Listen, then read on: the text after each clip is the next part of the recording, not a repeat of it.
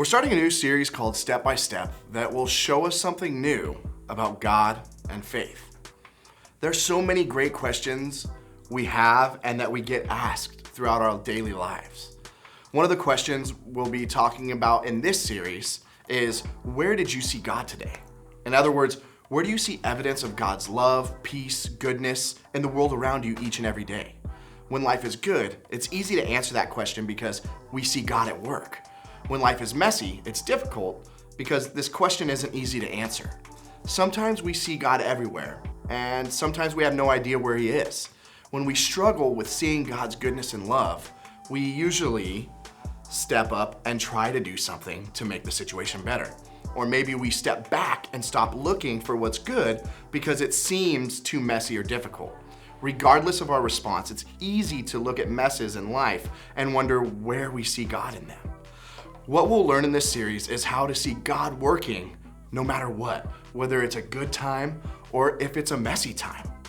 See, there's this guy named Paul who wrote a letter to a group of Christians because he saw how messy stuff in them and in the world could impact their lives. Things like anger, jealousy, hatred, lack of self-control, selfishness, and even tension. The mess in the world back in Paul's time was very similar to the mess in the world we see today. The good news is that the mess is not the end of the story because Jesus promised us more.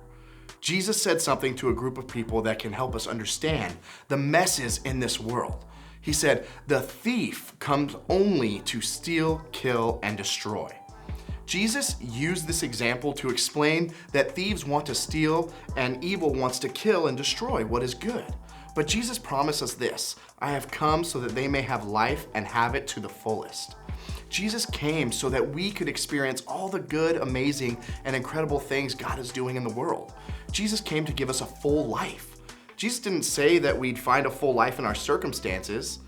We'll find it through having a relationship with Him. The more we talk with Jesus step by step, the more we'll see God work in the world. Paul said something that could help us see more than just the mess because of the truth God is doing more than we can see. There's more to the mess in this world and in our lives that God is working in every single piece of it. When you believe in that and follow Jesus and the Holy Spirit works to make us more like Jesus. It takes the messy things like hate, jealousy, anger, selfishness, and cuts them away so that we can see more of Jesus in the world. Paul described what looks like the fruit of the Spirit: love, joy, peace, forbearance, patience, kindness, goodness, faithfulness, gentleness, and self-control. Just like you can tell a lot about a tree by what kind of fruit it produces, you can tell a lot about a person and the qualities that they have. All the good things that Paul described, like joy, peace, love, patience, kindness, come from the Holy Spirit's work within us. When we look at the world through the eyes like that, it's easier to see the fingerprints of God all over it. We can learn to see that God is doing more than we can see. We can choose to believe that God is doing more than we can see when we experience the difficult parts of life. Choosing to look for God and the fruit of the Spirit around us the next time that we experience something difficult.